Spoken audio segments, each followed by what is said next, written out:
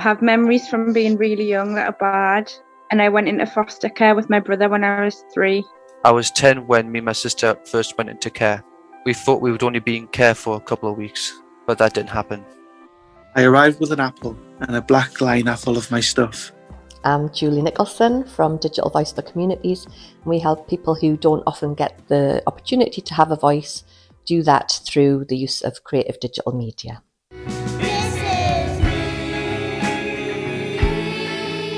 So we devised Digital Me when Chris from Gateshead Council came and asked us to do a project that helped care experienced children and young people to have a voice, but they couldn't be on film for obvious reasons. My social worker's really good. She listens to me if I'm worried. She knows without me saying anything to her. She has a worry monster. If we have worries, he eats them up. Social workers should ask and see if we're okay, not just thrown into foster care without a notice. We've got a long history in Gateshead of using creative methods to hear young people's views and giving them different ways to share the things that matter to them. We've got a long history of working with Digital Voice for Communities, and we developed Digital Me with them and our arts team in 2017 when we worked on our first project, Digital Me project, which was funded by the Ragdoll Foundation. And that project was with young people who were cared for, who were aged 7 to 11 years. Children should get more help settling into school and to make new friends. My teacher is really nice, but I keep on calling her Miss Lovely because everyone keeps on saying she's so lovely. One of our facilitators, Ronnie Johnson, created the Digital Me approach with us. So we ask people to draw themselves and then he animates that drawing. So we record people's stories, record their audio and then animate their drawing as if it was them speaking. I would tell other children not to be worried about coming into foster care and to talk to other teachers when they're worried. My advice to people that go into care is, it's scary at first, but then you get used to it. One day my social worker came round and said I was going to have a visit to my new house and family on Thursday. I was excited. I remember the first day I went to my new family forever and I was given a Lego Green Lantern set of a spaceship. I was so happy. I built it straight away. The Digital Me programme has allowed lots of different groups of young people in Gateshead to share the inner workings of their lives, the day-to-day things that have happened to them, in a way that allows them to share very personal details, but in a much more managed and nurturing way, allowing them to do that in a creative way, learning new skills at the same time. And it's really powerful. You can't get away from those messages when you watch these videos that we've made. The reaction to those videos by anyone who watches them are so strong. You can't help but want to do something about the issues that young people are raising. The work that we've been doing with Gateshead Council, it's always really well planned with the people at the council, so that the children or even adults who are working with, we know that there's some aftercare there for them, but so that we can work with them on things that they might not have spoken about for ages, they might find really difficult to speak about, but we're getting their really honest stories about difficult issues, and that just helps everybody, helps the local authority, police, whoever it is, to know exactly what's going on in people's heads because they've had this outlet for what they want to say. I see my mum twice a week and my dad twice a week and have phone calls with them. That really helps. Young people are often unheard when in these circumstances. This gives them a real powerful voice to make sure that things are done differently for them. We've worked on a number of projects since 2017 from the original Digital Me project. We've worked with young people who were affected by parental domestic abuse. We've worked with young people who were open to our youth justice service. I suppose things started going a bit wrong when the group I used to hang around with started getting into fights and that. It didn't seem that bad at first. You just would go along with stuff because you want to fit in and for them to like you. It all seems like fun at first. And we worked with care leavers to discuss their lives and the impact their care status has on health. and access to services as well. All of those young people have really found a voice, and actually we've been able to make a real difference for them as a result of those projects. So we did a project speaking with young people about their experiences with youth justice and their case managers. Young people kind of spoke about their journey, what led them into our team, and then the support that they received and how that helped them and move on from their offending. Court was terrible. I was scared. My ma was feeling like everyone was judging her, and the whole family, not just me. She thought they'd think that she was a terrible mother. That film, again, like all of our digital media productions, is very powerful. All of those messages from young people were very clear from the beginning, going to be something that we could use as a peer pressure tool with other young people to try and divert them away from becoming involved in youth justice services. We've also used that film as a diversionary tool with our early help service. So they are using that to show young people what will happen if they get involved in youth justice. And actually hearing it from other young people is more powerful than hearing it from staff. One of the best things that came out of the whole thing was Jane helped me write another apology to the boy. This time, after I apologised, I went in more detail and explained why it happened and how I knew it was wrong and how I understood how it would have made him feel.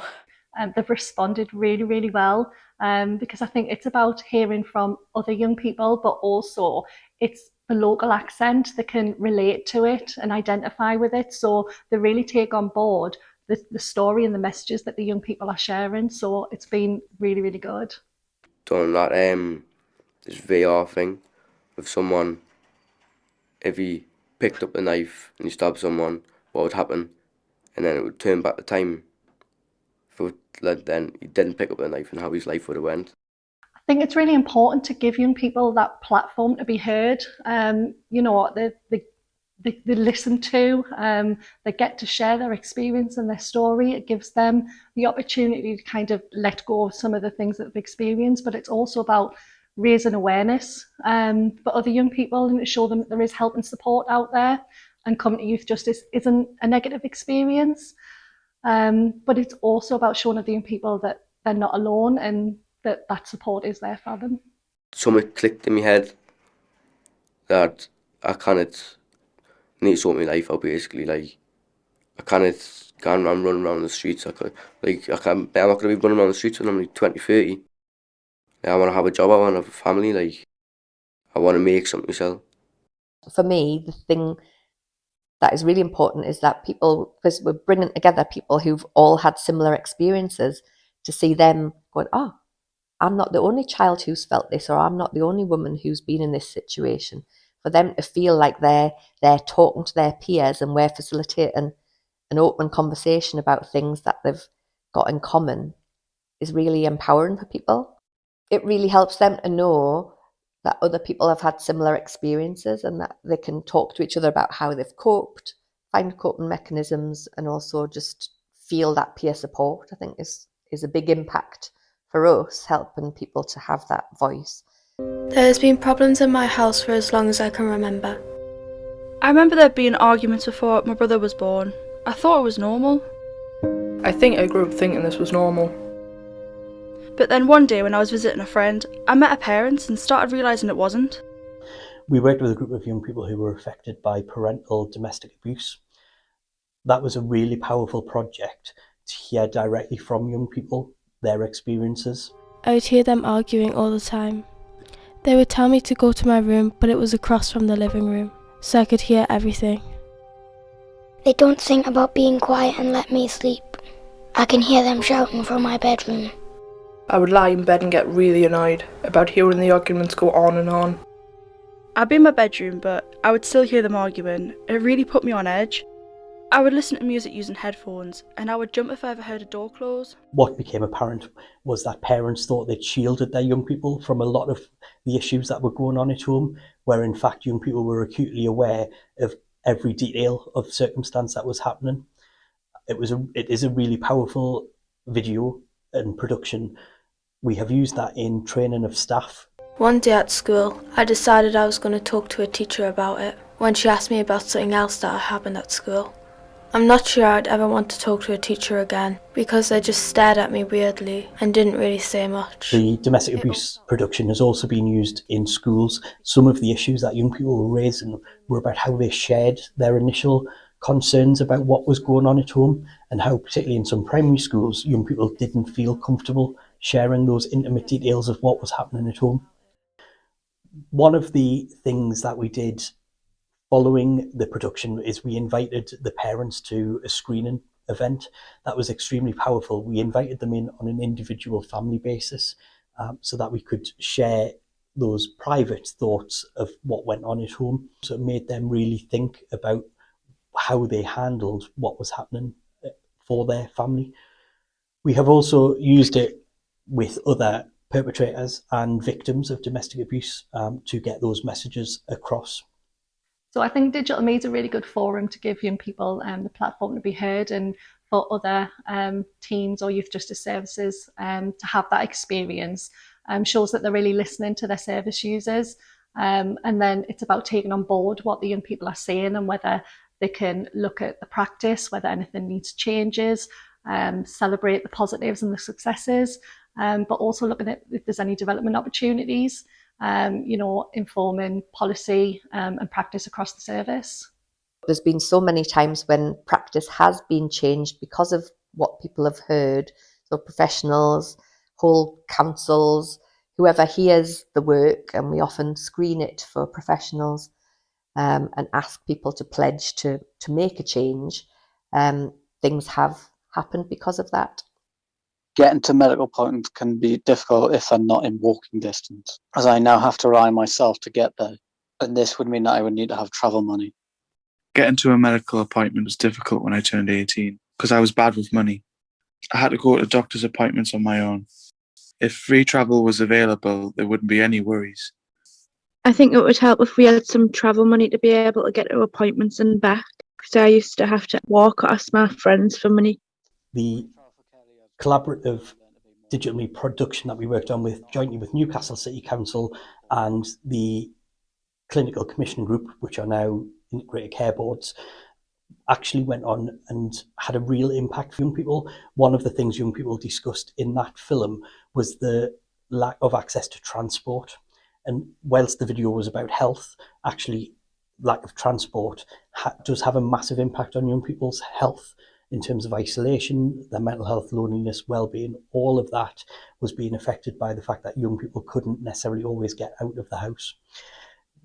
Following that video, we actually launched, we had a launch event for the Care Leavers Health Digital Me. We were lucky enough to have some colleagues from the CCG in attendance at our launch event, and young people talked about their experiences. Following the launch event and discussion panel that we had, the CCG piloted a project for Newcastle and Gateshead to offer free travel for care leavers. That has since been implemented for a further year. So for me, that's been an amazing thing to think that by helping those young people have a voice, loads of care leavers have had their lives changed by being able to go for their health appointments, but also just have a better lifestyle because they've got free travel. We had an inspection of our youth justice service, and we were lucky enough to have the young people present their video to the inspector team, and it was clear to the inspector's team how much we were valuing young people's voice by investing in the production of the video. Gary started trying to help me think about what I wanted from life. Things like money, a car, a girl to go out with. And he asked how I thought I would get these things. So in February 2023, Gateshead Youth Justice Service were inspected by HMIP, and we used the Digital Me video as our showcase evidence. And they were really, really impressed with kind of how we had listened to young people, how we'd involved them in the project, and really kind of embraced the child's voice. And then it was talking about kind of the so what did we do with that? But one of the big things that comes out of the video is about that relationship with the case manager, just building on that trust and relationship and having that open door for young people to come back. And I think the Digital Me video really highlights how well the team do that. After I finished with the Youth Justice, Gary stayed in touch. I was asked to speak to the Youth Justice Board. So I did it, and someone there thought I would make a good advocate, and sorted us out with a job doing that with children who are coming into the Youth Justice.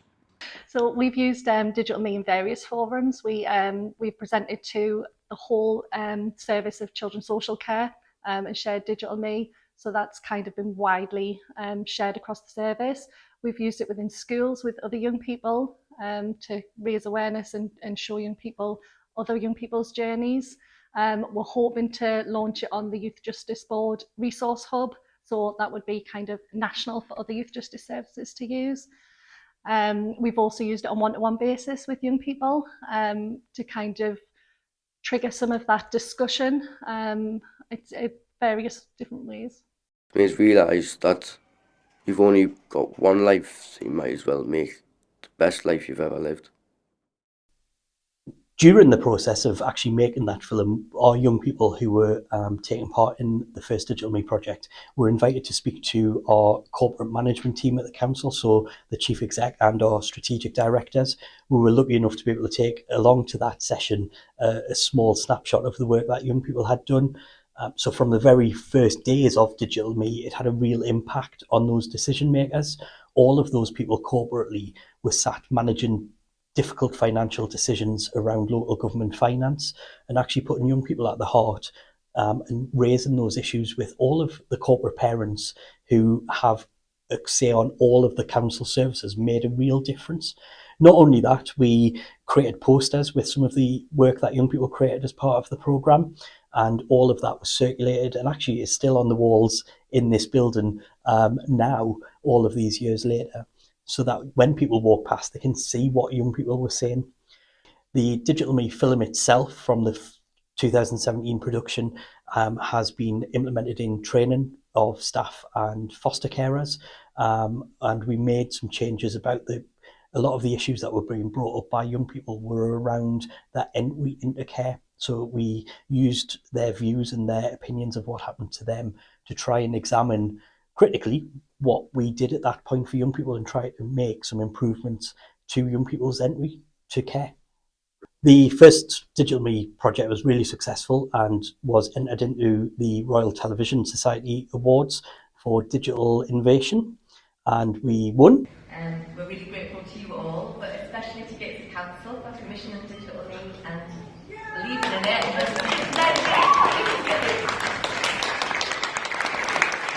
Which was a great achievement for our young people to be able to celebrate their work and their effort into producing the film. The first ever Digital Me that we did in 2017 with Gateshead Council, that won an award, that won our first award for Digital Me, and since then we've had several awards for Tech for Good, Innovation, and the most recent one was Digital Transformation in Social Work. I think generally it was recognising the innovative way that Gateshead have used the Digital Me process to change how they work with children. There's various Digital Me projects across the service. So we currently sit within Special Support Service, and we've used Digital Me with our family group conferencing team.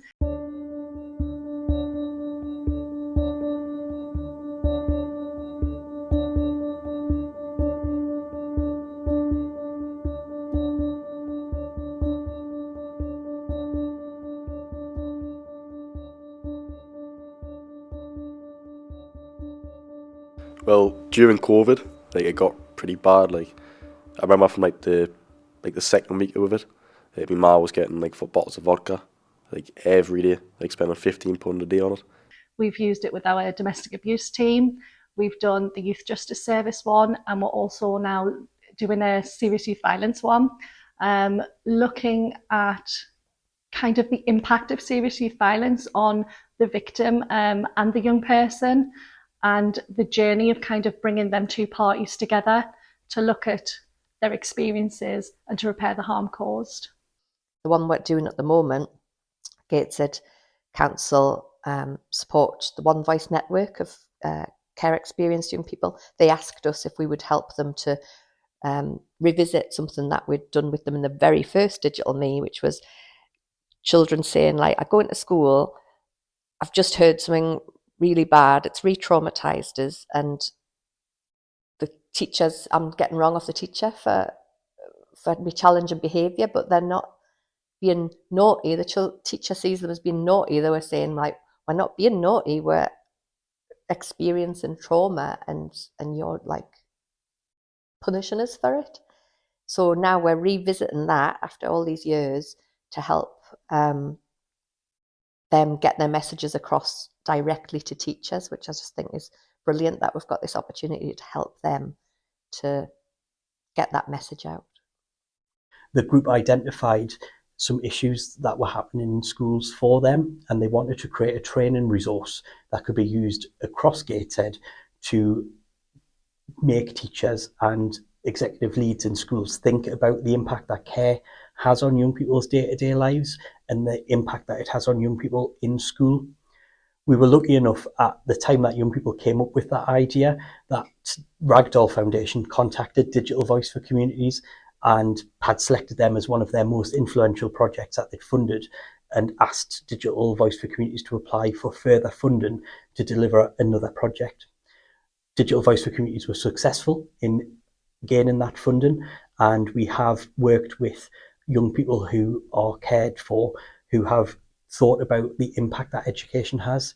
The important thing about this piece is that we're working with our trauma-informed team, Trust in Hands, and our virtual school, and this will become a training resource that young people have been involved in from the very early stages, so from their initial idea to actually sharing their views, and then hopefully be delivering this in schools, making a real positive difference for other young people. Sometimes the teachers shout at me and give me detention. I think the teachers need to remember that we've all got different problems. They say that they understand, but it doesn't seem that way. I think it's important that people don't judge our behaviour against other people. They don't know what we've been through. They need to take into account when we're angry or unable to control our emotions. If you had to move school, then be brave and talk to people to make friends. I think children should get more help settling into school and to make new friends. I think what we've realised along the way, doing all these Digital Me's with Gateshead Council and with other local authorities and charities, is that when people are in really difficult situations, there's often trauma there in their lives.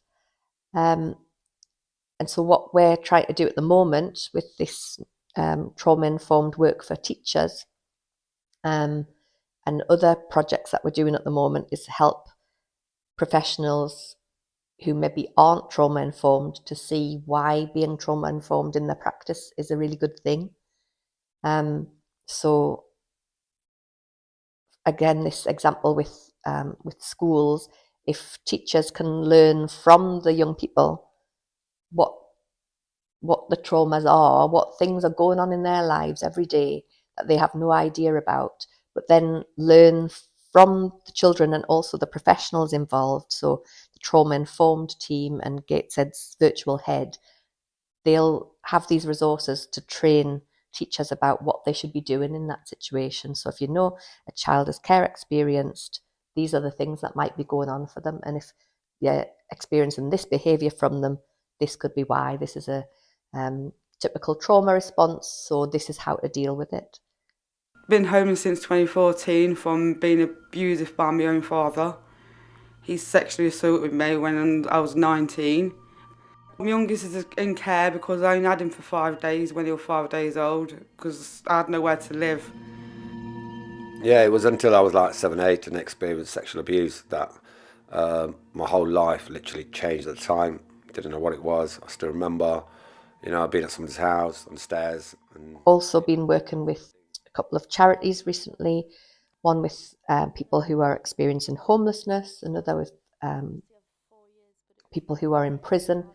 And for almost everyone we spoke to there was trauma in their lives, and they talked about things that had happened to them as children that had led them to the situation they were in at the moment. So it just started to make us realise that actually Digital Me could be a really good resource for trauma-informed practice training. That's what we're hoping that'll come from this. Like the work that we're doing with Gateshead at the moment, we're hoping that more people will use this approach to talk about trauma. And so we can hear directly from the people who've suffered that trauma and then have professionals explain what the response should be. And hopefully that people's practice will be improved by that. The Digital Me films have been really powerful at taking young people's voice, but giving us the responsibility to do something with those. What we've tried to do all the way through our different Digital Me productions are to create action plans. And those action plans set out what we as a local authority are going to try and do with those videos. So working with Digital Voice has been absolutely amazing, really fantastic. We've had excellent feedback from the young people and their families, partners, the team. It's given young people an opportunity to have their voice heard and to tell their story, and the feedback's been amazing. The experience has been fantastic. We've been doing a course called Digital Me. Helps me know how to create things. The best bit about Digital Me has been that I can express my thoughts to people who understand. I've made some good friends. Digital Me has made a difference for young people, whether that be them learning practical skills, digital skills, whether it be a springboard to something else, finding their voice and wanting to utilise that going forward. So as an example, we have a young person who took part in one of the projects who has now actually joined our youth assembly and is actively sharing her voice to try and make Gateshead a better place more generally. The Digital Me course is really fun and everyone who goes there is really nice. I really enjoyed the photographer session and had fun making scanograms. Digital Me was really fun. We made avatars and made a collage about things we like. This is my avatar, I hope we like it. I like doing the work, and the best part about it was making the collage. The thing I have enjoyed most about Digital Me has been the photography. The people who made the app that we used were so impressed with my work. They have given me a free copy of it to use myself.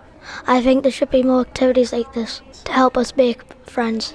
Digital Me is a really important tool that from its early days in Gateshead has gone on to share the most vulnerable people in society's views and to ensure that actually when we as public servants are delivering services, that actually their views of what is happening for them and what has happened to them are actually taken into account and something is done differently for those young people, especially when things haven't gone so well. The Digital Me project has been fun and hard work. I'm looking forward to seeing everybody's story.